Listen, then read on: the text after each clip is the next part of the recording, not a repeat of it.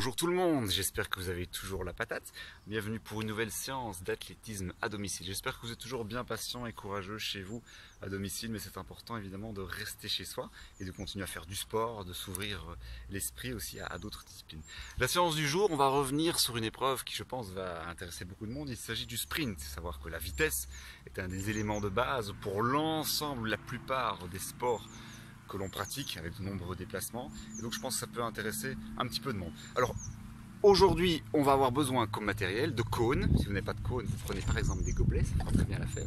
Une petite balle qui rebondit comme une balle de tennis, une balle de ping-pong, une balle de golf, ce que vous voulez qui rebondit, et approchez-vous quand même d'un mur ou d'une chaise ou du dossier d'un divan, ça pourra servir. Une fois n'est pas coutume, on va commencer par terre. Je pense que ça va convenir à beaucoup de monde. Et j'invite d'ailleurs tout le monde à participer et pas que à regarder, surtout si c'est pour manger des chips en me regardant faire du sport. Hein. Bon, je me couche par terre sur le ventre, j'amène un talon fesse et je vais échauffer mes ischios. J'amène le talon vers le ciel et je descends lentement, à le faire 5 fois. 2, donc je freine la descente vers le haut et je descends. 3, 4 et 5. C'est important de bien préparer les ischios. Autre jambe. 1, vers le haut, je descends lentement vers le bas. 2, 3, 4 et 5. Ensuite, toujours couché ventral, on va amener le genou sur le côté. Là, ça devient un petit peu plus compliqué, point de vue mobilité pour certains. Couché ventral, j'amène le genou près du coude. 5, on va en faire 8, 6, 7 et 8. Il y en a qui se sentent un petit peu raides probablement. On va se mettre ici en chute faciale et on est parti pour un petit peu de wall climbing comme on dit. Donc je viens monter le genou devant et derrière. Hop, devant, derrière. Devant, derrière. Un petit peu plus vite avec un petit sursaut. Hop, devant, derrière. Devant, derrière. Devant, derrière. On en fait encore 2. 1 et 2. Suivant, on va faire un petit renforcement. Ce travail de gainage, on va faire la chenille. Donc je vais partir debout, jambes tendues, je dépose les mains par terre, je déplace mes mains tout en gardant bras et jambes tendues, je déplace mes mains vers l'avant le plus loin possible, ensuite je reviens uniquement avec les pieds en travaillant jusqu'au bout des orteils. On le refait dans l'autre sens pour ceux qui n'ont pas beaucoup de place dans leur salon, dans leur jardin ou sur leur balcon. D'abord les mains vers l'avant, ensuite je reviens avec les pieds, on le refait une troisième fois. C'est important de ressentir cette importance du gainage parce qu'il faut savoir que quand on court, c'est comme sur une chaîne, donc du pied à la tête c'est toute une chaîne, et si un maillon est faible de la chaîne, eh bien les transmissions de force vont être pas terribles. C'est un peu comme si vous couriez de là en vitesse sur du sable mou, vos appuis vont être friables, et donc vous allez perdre de l'énergie. Donc c'est important d'être solide du pied jusqu'à la tête. Encore un petit exercice de renforcement pour s'échauffer. Je pars sur les genoux, les mains sur les épaules, et je vais venir tout en restant aligné, reculer mes épaules vers l'arrière, j'essaie d'avancer le bassin vers l'avant, je serre les abdos et je ravance les épaules vers l'avant. Là, vous allez sentir toute une tension sur les quadriceps notamment, sur les cuisses. On en fera encore 3. À vous de voir jusqu'où vous pouvez aller dans l'intensité. Le but du jeu, c'est de ne pas aller trop loin évidemment pour ne pas venir se ruiner. Petit exercice de gainage contre le mur à présent ou sur le dossier de votre chaise. Je rapproche ma chaise pour qu'on se voit un petit peu mieux. Je viens reculer mes pieds, je me mets en appui sur ma chaise, je sors un genou, là, et je reste dans la position, et si ça va, je peux faire quelques petites montées de genoux. Là, on sent qu'on doit être vraiment aligné, pied, bassin, épaule. On va sur l'autre jambe, et je monte un petit peu le genou. Ça va pour tout le monde? Ok. Dernier petit exercice de renforcement, on va voir ceux qui sont costauds. Vous allez vous mettre en équilibre sur un seul pied, je sors le genou, et je vais essayer de tendre la jambe, tout en restant en équilibre. Là, il y en a qui sont en train d'hurler de douleur dans leur salon peut-être. Je sors la jambe et je reviens. On en fait encore 2. 1, 2. Et on essaie d'avoir le pied collé au sol, tel le pied à un socle d'une statue. On se met sur l'autre jambe, je sors le genou et je viens tendre la jambe lentement. Je peux aussi déjà prendre l'habitude d'armer le pied. Donc on n'a pas de pied comme des gymnastes ou des danseuses, mais on va venir armer le pied en même temps. Tac. Encore 2. Ok, on est bien. Alors, vous allez prendre vos cônes, vos gobelets, vos jouets, tout ce que vous voulez. Et vous allez les placer avec 1 mètre d'écart entre les deux. Je les place là, tout le monde les voit bien, je l'espère. Et c'est parti pour un tout petit peu de technique de course. Alors, on va faire ce qu'on appelle un skipping une jambe. Donc, ma jambe droite va venir pédaler au-dessus des plots, tandis que ma jambe gauche va rester tendue, comme si j'avais une jambe de bois. On va le faire en marchant. Je viens cycler avec ma jambe droite, alors que ma jambe gauche reste tendue au-dessus. On le refait, jambe gauche tendue, jambe droite vient cycler. Vous voyez la pose du pied, elle vient de haut en bas et de l'avant vers l'arrière. C'est ça qui va vous permettre d'accélérer. Même chose sur l'autre jambe. Ma jambe gauche vient pédaler, la jambe droite reste tendue. Dans un sens, dans l'autre. Si vous avez plus de place chez vous, enchaîner sur plus de distance, ça sera mieux. C'est bien beau de le faire en marchant, mais avec un petit peu de mobilité, ça sera plus dynamique. Même chose, hop, je sors le genou directement et je le redescends. Dans un sens et puis dans l'autre. On change de pied. Jambe droite tendue, jambe gauche qui vient cycler. Jambe droite tendue, jambe gauche qui vient cycler. Répétez-le à votre guise, vous appuyez sur pause et vous répétez pour vous mettre devant. Attention, un petit peu plus complexe à présent, de la coordination, de la psychomotricité pour les athlètes que vous êtes. Vous allez à présent faire chaque fois 2 pieds devant votre plot. Quand vous arrivez au niveau du plot, vous allez monter le genou du côté du plot. Hop. 2 pieds entre les deux, c'est une marelle de sprinter. Et je remonte un pied devant le cône. Demi-tour, même chose avec l'autre jambe. Un pied, 2 pieds entre les deux. Je monte le genou et 2 pieds derrière. Répétez-le à nouveau pour pouvoir vous le rentrer. Faites-le à votre aise. Après ça, on pourra aller plus vite. Comme on dit toujours, la vitesse est l'ennemi de la technique. Donc allez-y progressivement pour intégrer le geste. Et puis vous mettez un petit peu de vie. On va le faire un peu plus vite. 2, 1, 2, 1. Hop, 2, 1, 2, 1. On peut le faire autant qu'on veut. Hop, ça devient une petite danse que l'on peut répéter à sa guise. Exercice level 3, encore un peu plus complexe, on va faire le petit bond du sprinter. Je vous le montre, donc c'est chaque fois 2 pieds en même temps au sol, mais il y a un genou qui va venir sortir en l'air pour qu'ensuite les 2 pieds reviennent en même temps au sol. Ça donne ceci. Tac, tac. C'est beau, n'est-ce pas? Donc pied joint, je sors un genou. Hop.